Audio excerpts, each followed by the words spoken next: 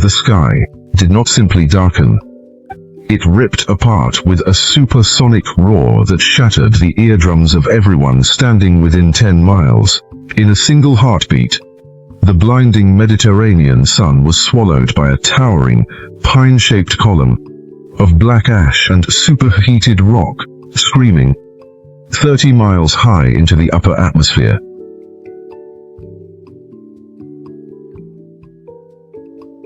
It is the morning of October 24th, in the year 79, and the people of Pompeii have just received their final geological sentence. For centuries, modern history books recorded this catastrophic event as occurring in August, but a silent voice, scratched in charcoal on a half-ruined wall, has finally rewritten the timeline, proving that the ultimate nightmare of the ancient world struck in the cool embrace of late autumn.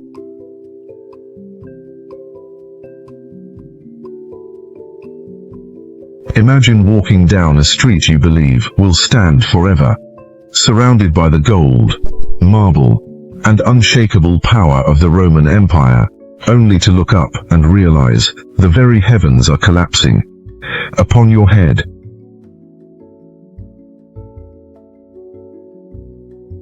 This was not a slow tragedy. It was an instantaneous, fiery execution.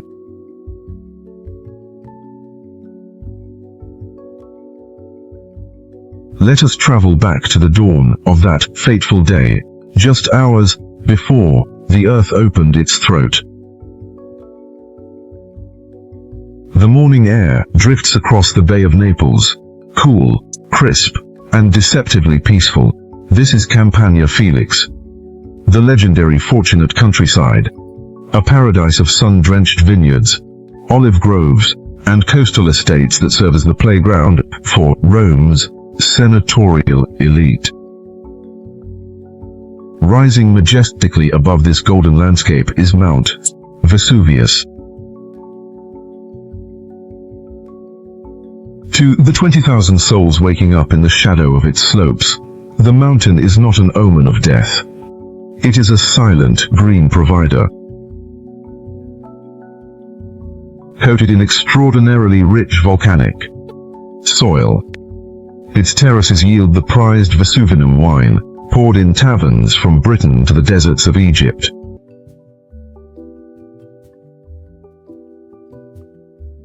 The Romans have a word for a mountain that spits fire. A volcano, named after Vulcan, the god of the subterranean forge, but that word is reserved for distant, angry peaks like Mount Etna in Sicily.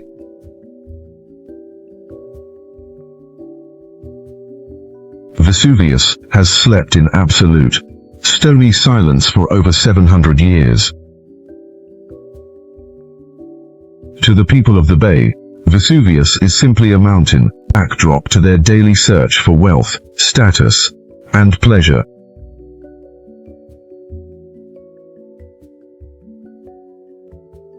In the bustling streets of Pompeii, the day begins with a familiar, energetic chaos. The heavy iron wheels of delivery carts have carved deep, permanent grooves into the volcanic basalt paving stones. A physical record of relentless, highly profitable trade. Smoke rises from the city's 35 bakeries, blending with the pungent, salty scent of the sea and the open drains. The thermopolia, the fast food counters of the ancient world, are throwing open their shuttered doors, serving warm, spiced wine and thick barley porridge to dock workers, tradesmen, and slaves rushing to start their shifts.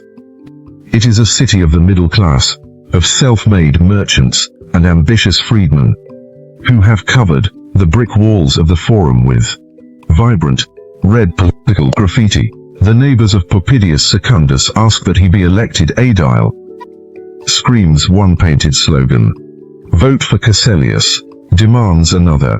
The people here are proud, noisy, and completely consumed by the theater of daily life.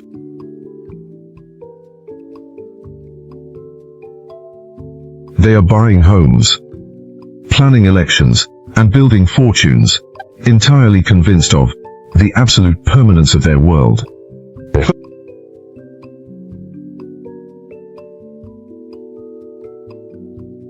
While Pompeii works, its sister city, Herculaneum, rests. Located just a few miles to the west, Herculaneum is smaller, cleaner, and vastly wealthier. An exclusive seaside sanctuary, where Rome's most powerful senators escape the political noise of the capital.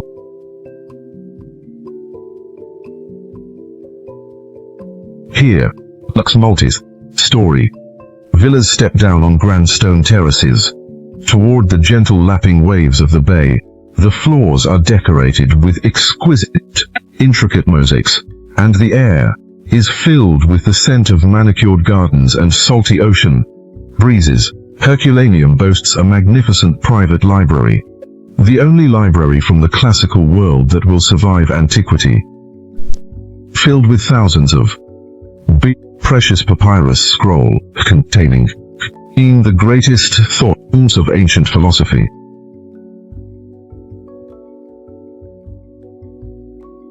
Its residents relax in suburban thermal baths, with direct views of the blue horizon, living a life of quiet, cultured leisure.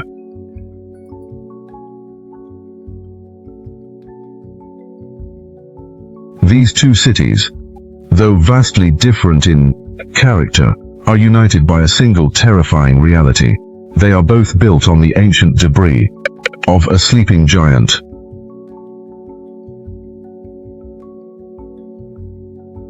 The very ground they walk on, the rich black soil that fuels their legendary vineyards, is the petrified memory of prehistoric eruptions that occurred long before Rome was even a dream.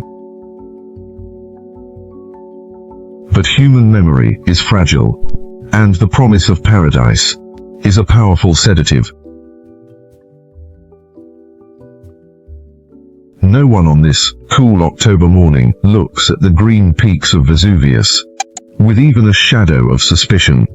No one realizes that deep beneath the marble temples of the Forum, a monstrous reservoir of pressurized magma has spent centuries eating through the solid rock, slowly, relentlessly climbing toward the surface.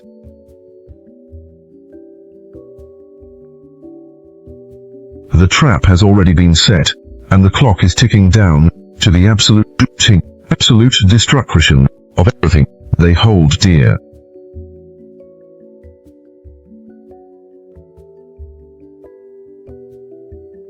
As the sun climbs higher on October 24th, subtle, unsettling anomalies begin to ripple through the fortunate countryside. Deep stone wells that have supplied fresh mountain water for generations suddenly run bone dry as immense heat rising from the depths of Vesuvius vaporizes the subterranean water table. A faint, sickening odor of sulfur, the unmistakable smell of rotting eggs, begins to drift on the autumn breeze, leaking from invisible fissures along the mountain's green slopes. The animals, possessing a primal sensitivity to the energy of the earth, are the first to descend into panic. Goats and sheep, grazing on the high terraces, refuse to eat, desperately throwing themselves against their wooden pens in an attempt to flee downhill. In the streets of Pompeii, domestic dogs howl at the empty sky for no apparent reason, while the birds that usually fill the air suddenly vanish, as if they can already taste the invisible poison gathering in the atmosphere. Yet, the human inhabitants of the bay remain blind. They dismiss these warning signs as mere bad omens, easily remedied by a simple sacrifice at the temple of Apollo, or ignore them altogether in their frantic rush to buy, sell, and build.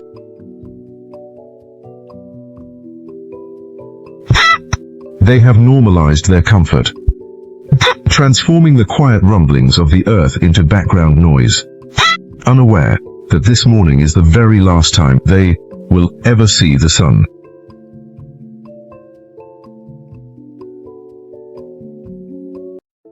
This epic journey into the final, agonizing hours of a lost world is about to plunge into a hurricane of fire and ash.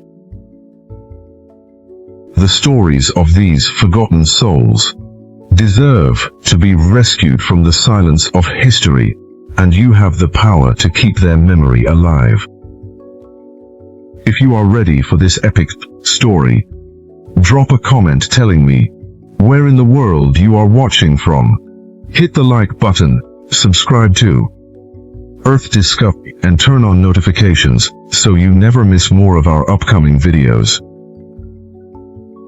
Your engagement is more than just a click. It is a digital tribute that ensures these tragic human stories are never lost to oblivion again.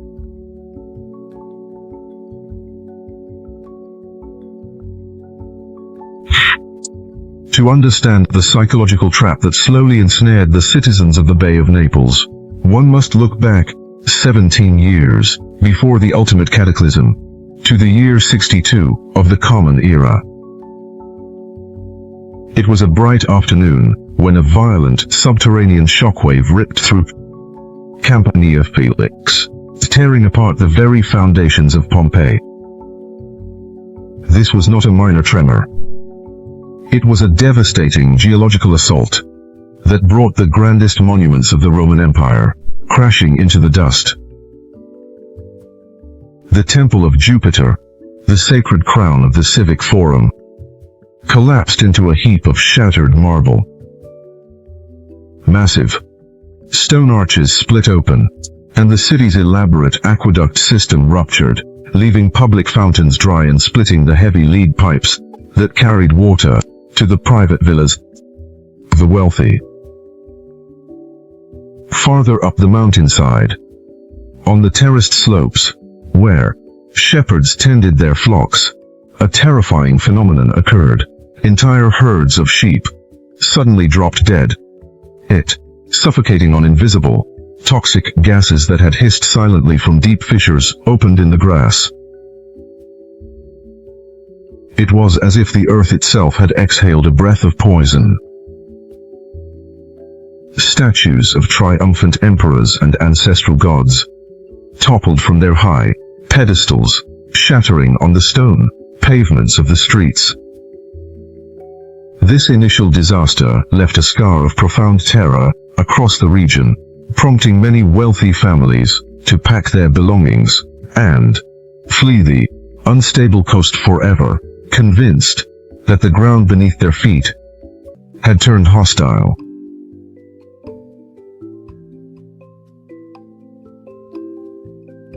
Yet, the human capacity for denial is often as vast as the oceans, and the majority of Pompeii's citizens chose to stay. Armed with stubborn Roman determination, and fueled by a booming economy, they set out to rebuild their city, not merely as it was, but on an even grander, more luxurious scale. By the year 79, Pompeii was a sprawling, hyperactive construction zone. Anyone walking down the stone-paved streets would have had to dodge piles of raw lime, heaps of volcanic sand, and workers balancing heavy wooden beams. Scaffolding of thick pine leaned against the plaster facades of nearly every private residence and public temple. Inside the Temple of Isis, an exotic and highly popular sanctuary, a fresh marble sanctuary.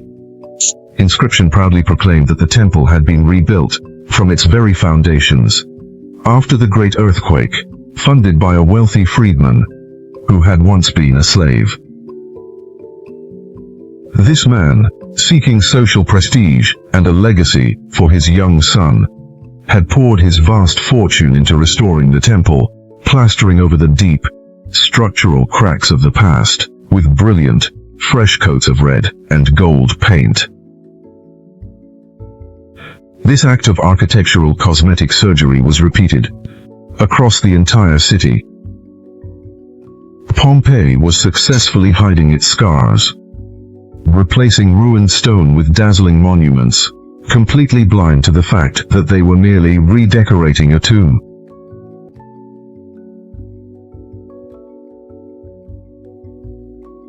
The tragedy of this collective denial lay in the profound scientific limitations of the ancient world.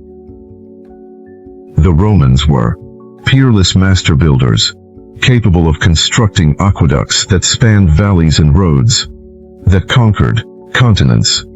Yet they lacked the basic understanding of the planetary forces operating beneath them. They did not possess the vocabulary of modern geology. They did not know what tectonic plates were, nor did they comprehend that Vesuvius was a volcano. To the Roman mind, earthquakes were not the result of natural pressure release within the crust, but rather direct expressions of divine wrath. When the ground shook, they did not look at the calm, green peak of the mountain with suspicion. Instead, they believed they had offended Neptune, the mighty god of the sea, who also held the terrifying title of the Earth Shaker. They sought to appease this unseen anger through elaborate temple rituals, animal sacrifices, and public prayers, leaving the physical reality of the threat completely unaddressed. While priests poured wine over altars to soothe the gods, deep beneath the stone foundations of the Forum, millions of tons of superheated magma were relentlessly tearing through the subterranean bedrock, forcing its way upward into the heart of Vesuvius. The earthquake of 62 had not been an isolated event of divine anger. It was the opening act of Vesuvius waking up.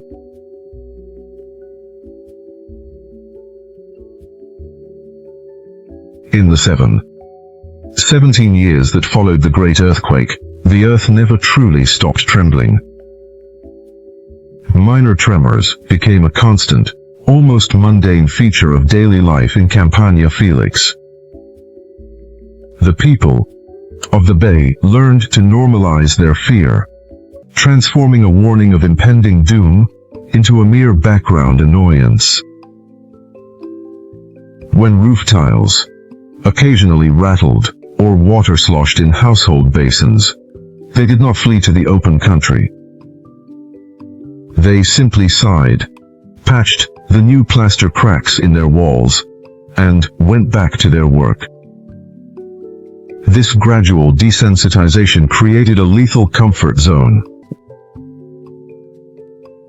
When the ground began to shake with greater frequency and intensity in the final weeks of October, no one panicked.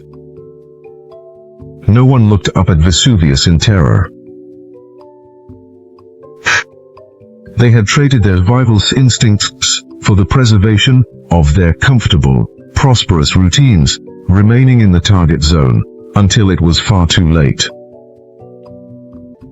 It raises a profound question about human nature that still echoes in the modern world. When warnings of disaster are repeated day after day, does society listen, or does it simply normalize the danger until the catastrophe strikes? If one had been standing in the busy Forum of Pompeii, feeling the ground shake beneath their feet, would they have packed their belongings and run, or would the promise of wealth and comfort have tempted them to stay? Share your thoughts on this ancient dilemma in the comments below. Hit the like button if this journey of discovery has moved you, and share this video with others who love the mysteries of history. Your voice and your support are what keep these stories alive, allowing the lessons of the past to echo across the centuries.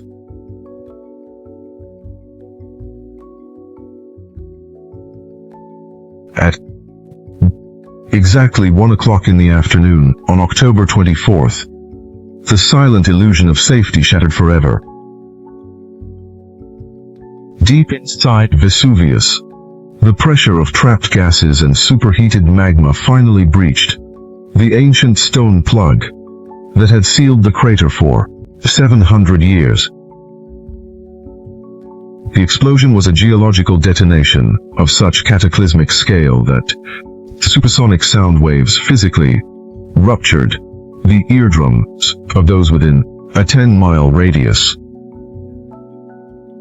In Pompeii, the earth bucked violently, throwing horses to their knees, toppling bronze statues in the forum, and sending roof tiles raining onto the pavements like shattered pottery. But the true, horrifying spectacle was in the sky. From the newly ruptured summit of the mountain, a monstrous, black column of ash, gas, and pulverized rock blasted upward into the heavens at supersonic speeds, punching straight through the clouds and piercing the upper atmosphere until it reached the edge of space, nearly 30 miles above the Earth.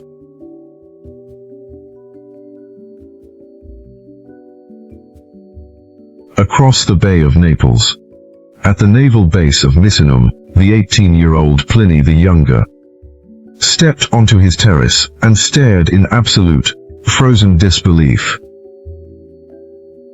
He would later write the only surviving eyewitness account of this cosmic nightmare, describing the cloud as resembling a giant Mediterranean pine tree. It rose on a massive, dark trunk of smoke before spreading out at its summit into wide, flat branches of gray and black ash. Today, in honor of his chillingly precise description, modern volcanologists still refer to this most violent phase of an eruption as a Pleiadian column.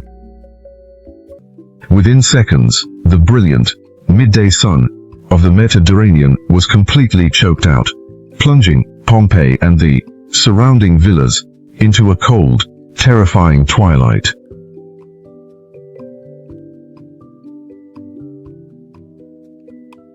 The vibrant energy of the city transformed instantly into pure, chaotic panic. In the public baths, naked citizens ran screaming into the muddy streets, shivering in the sudden drop in temperature. In the forum, wealthy politicians threw down their silver coins and fled, leaving their expensive goods scattered across the marble steps.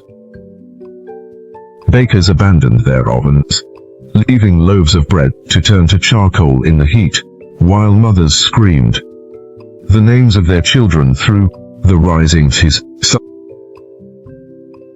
No one understood what was happening. To the Roman mind, this was not a natural disaster.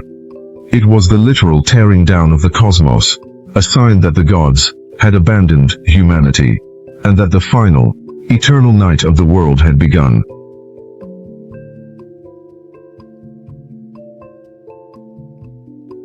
And then, the sky began to fall. It started not with fire, but with a gentle whispering snow.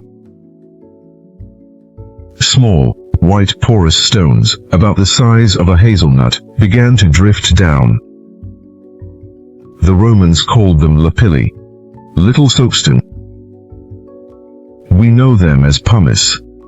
Molten lava cooled instantly in midair, trapping millions of tiny gas bubbles inside so that they were incredibly light, almost weightless. As they bounced softly off the tile roofs and drifted into the courtyards, a wave of profound confusion washed over the populace. Some picked up the pale stones, marveling at how they were warm to the touch, but did not burn.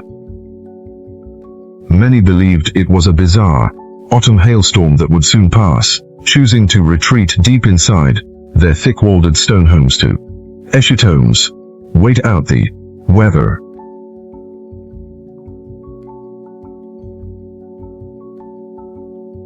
But the direction of the wind on that fateful afternoon had already sealed their fate.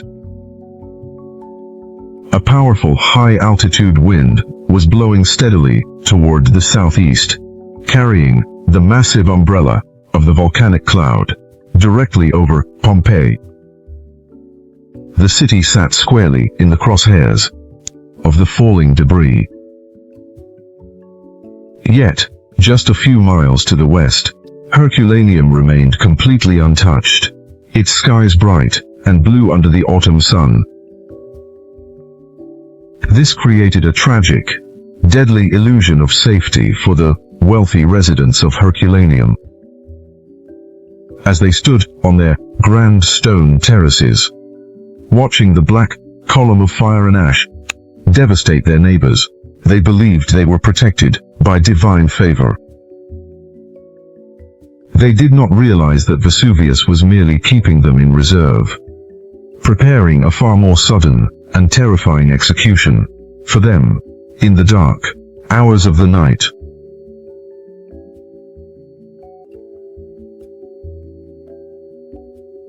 In Pompeii, the gentle snowfall of white pumice quickly turned into a relentless, suffocating deluge. Within 2 hours, the streets were buried under a hot, loose blanket of gravel, over a foot deep. Walking became an exhausting, agonizing struggle, as citizens sank to their shins in the shifting stone. The air grew thick, hot, and difficult to breathe, filled with fine volcanic dust that coated the throat and stung the eyes. At this critical moment, every single family in Pompeii was forced to make a desperate, high-stakes decision that would mean the difference between life and death. Do they abandon everything they own and flee into the dark, unknown countryside, or do they barricade themselves inside their sturdy homes and pray for the storm to end?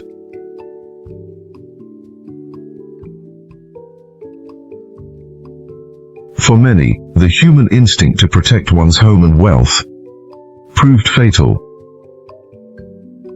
Thousands chose to stay, trusting the massive stone walls of their ancestral villas to shield them. They locked their doors, gathered their families in the central courtyards, and waited.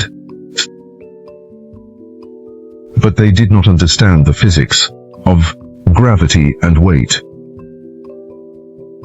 Pumice is light on its own, but as millions of tons it piled up on the flat Roman roofs, the load became unbearable. By late afternoon, the heavy wooden support beams began to groan, splinter, and split. With sudden, deafening crashes, the roofs of Pompeii began to collapse, crushing families beneath a torrent of heavy tiles and hot stones.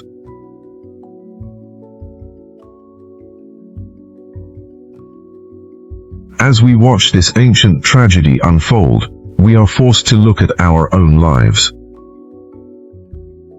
If you were standing in the middle of your home, with the sky turning to fire, and only seconds to escape, what is the one single thing you would reach for? Would it be a handful of money, a precious family's heirloom, or would you run with nothing but the clothes on your back? This is a question that speaks to the very core of what we value as human beings. Take a moment to pause, reflect, and share your thoughts in the comments below. Let us know what you would save and what you would leave behind. If this journey into the raw emotional heart of history is moving you, please hit the like button, share this video with those who appreciate the fragile beauty of our past, and help us grow this community of discovery.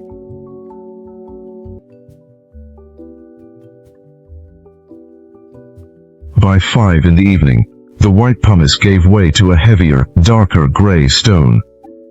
denser, volcanic rock that fell with bone-shattering force. The darkness was now absolute, a suffocating, pitch-black void that no torch or oil lamp could pierce.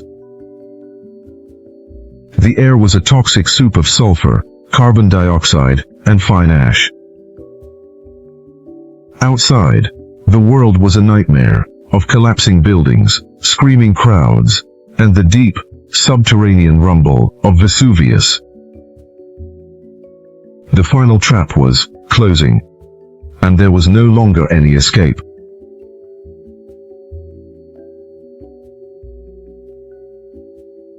The silence that blanketed Pompeii in the early hours of October 25th was a cruel, deceptive illusion. High above the sleeping and trembling cities of the bay, the monstrous Plinian column, which had stood like a dark pillar of doom for over 12 hours, was beginning to lose its upward momentum. The colossal jet of gas and pressure from the throat of Vesuvius was finally weakening, and the sky could no longer support the weight of millions of tons of superheated ash, rock, and toxic gases. At exactly 1:30 in the morning, the towering column collapsed inward on itself. This was not a gentle drift. It was a sudden, catastrophic failure on a cosmic scale. The collapsed mass crashed back to the Earth, creating what modern science calls a pyroclastic flow.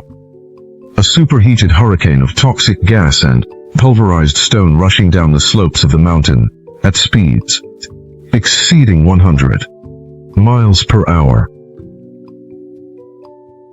This wall of fire was an unstoppable predatory force, and its first victim was Herculaneum.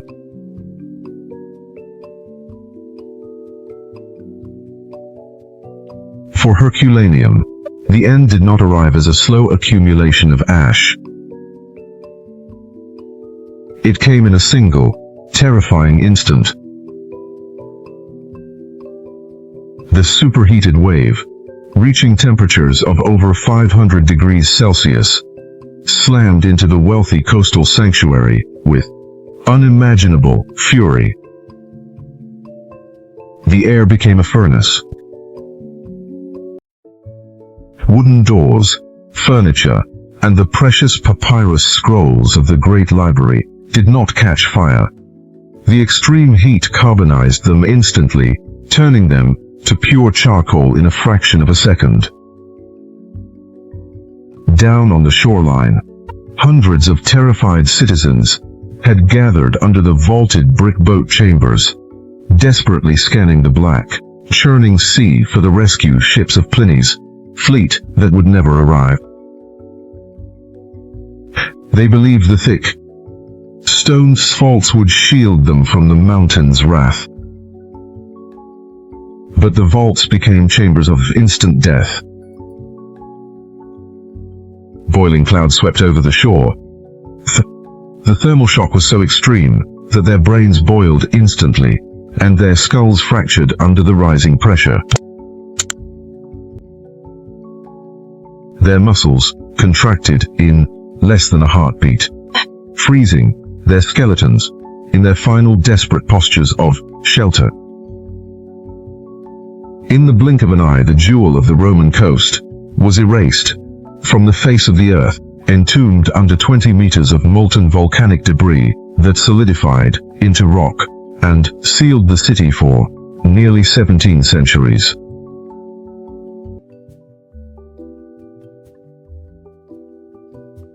While Herculaneum slept in its hot, stone tomb, dawn brought the final execution of Pompeii. A series of subsequent pyroclastic surges swept down from the volcano, each one creeping closer to the city's walls. At approximately 6 in the morning, the fourth surge, massive and inescapable, breached the defenses. It rolled through the streets like a thick, gray fog of death. Unlike Herculaneum, this cloud had cooled slightly, but at nearly 300 degrees Celsius, it was no less lethal. It did not vaporize the victims. Instead, the intense heat cooked their bodies from the outside, causing their muscles to contract violently. This is why so many of the fallen were found in the pugilistic posture, their arms raised and legs curled, in an instinctive, defensive boxer's pose to shield themselves from the burning air.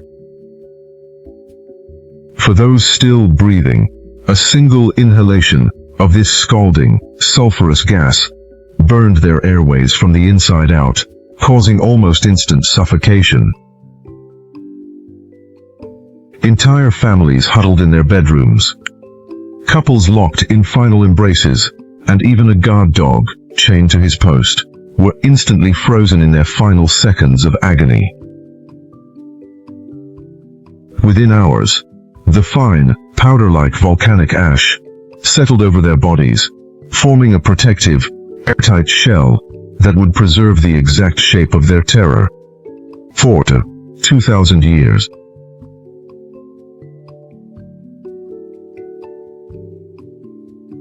Farther across the bay in Misenum, the young Pliny, the Younger, and his mother were living through their own apocalypse. As dawn broke, a massive, black cloud charged with brilliant forks of lightning began to creep across the water, chasing the fleeing populace. Pliny wrote of a panic so intense that the crowd screamed and shoved in absolute darkness, a darkness he described as being like a closed, unlit room where the lamps had been extinguished.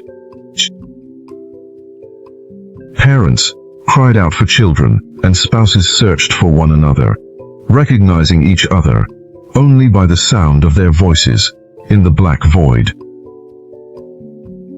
Even the sea seemed to flee the shoreline as a volcanic tsunami caused the waters to retreat, leaving strange marine life stranded on the dry, newly exposed sandbanks. Many believed the ancient gods had died, and that the universe was collapsing into its final, primeval chaos.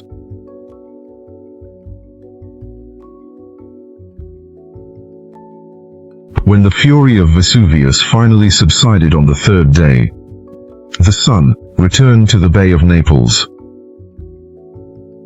But the light revealed a landscape that no living soul could recognize. The lush green vineyards, the grand senatorial villas, and the bustling markets were gone, replaced by a vast, silent, monochromatic desert of gray ash. Vesuvius itself had changed shape forever, its green, pine-shaped peak blown completely apart, leaving a jagged, smoking crater. Pompeii and Herculaneum had vanished from the map.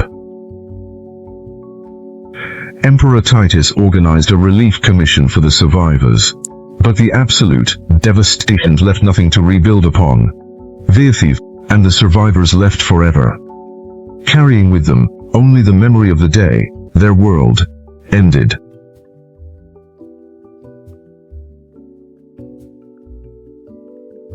As the decades turned into centuries, humanity did something remarkable. It forgot. Nature slowly reclaimed the wasteland, turning the mineral-rich ash into fertile farmland. New generations, on the slopes of Vesuvius, unaware that two grand Roman cities lay perfectly preserved directly beneath their feet. Oblivion lasted until 1748, when workers searching for ancient artifacts stumbled upon the ruins. But the true resurrection occurred in 1863, when archaeologist Giuseppe Fiorelli realized that the hollow cavities in the hardened ash layer contained the bones of the long dead. By pouring liquid plaster into these empty spaces, he performed a chilling miracle. He gave the ghosts of Pompeii their shapes back. The plaster casts of a mother shielding her child, of two lovers holding each other, and of a slave struggling against his chains, transformed these ruins from an archaeological curiosity into a deeply moving, painful testament of human tragedy.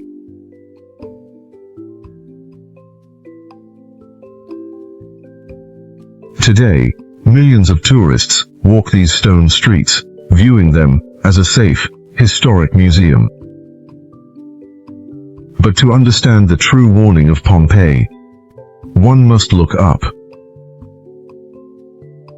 Vesuvius is still there, its silent heart still beating with molten magma. In 79 AD, 30,000 people lived in its shadow.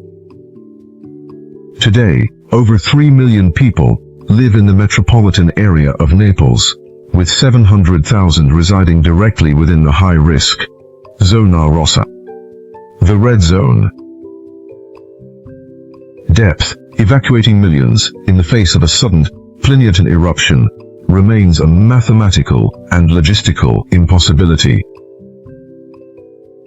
Vesuvius watches the bay in silence, reminding us that our civilization is fragile, and that the sleeping giant is not dead, but merely waiting.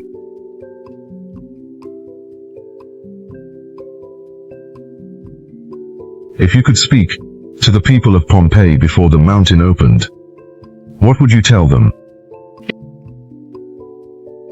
Would you warn them to flee? Or do you think their faith in their unshakable empire would have made them ignore your voice? Share your thoughts in the comments below. Hit the like button to pay tribute to these lost voices, and share this video with anyone who needs to remember how fragile our world truly is. Subscribe to Earth Discovered, and stay with us as we uncover the secrets our planet still hides beneath its surface.